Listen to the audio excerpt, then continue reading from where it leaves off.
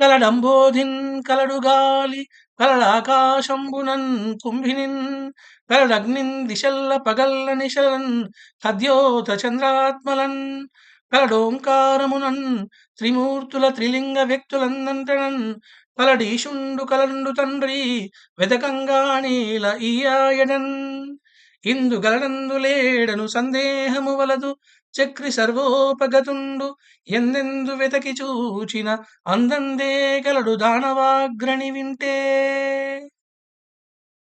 ఈ పద్యం యొక్క సారాంశం ఏంటంటే, ఆ ప్రహ్లాదుడు నిత్యం హరినామస్మరణ చేస్తూ ఉంటే అది అతని తండ్రికి నచ్చలేదు.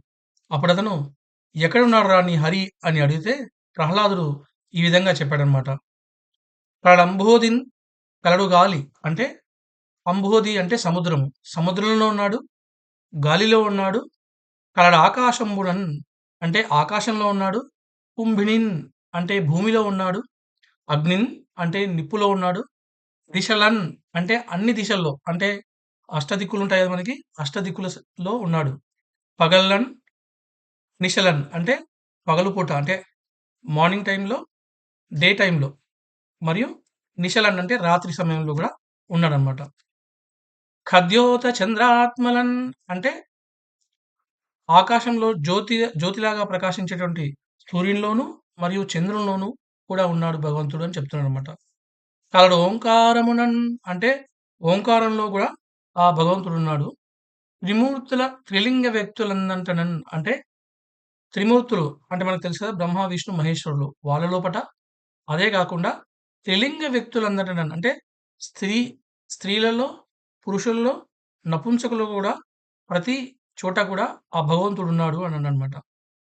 అని ఇంకా ఏమి చెప్తుందంటే, "కలడీశుండు కలడు తండ్రి" అంటే ఆ భగవంతుడు నిజంగానే ఉన్నాడు.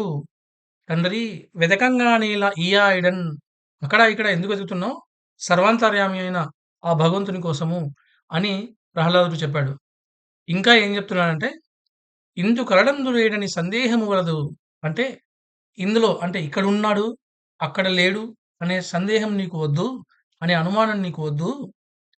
చక్రి అంటే ఆ శ్రీ మహావిష్ణువు సర్వోపగతుండు అంటే అన్నింటి యందు ఉండేవాడు.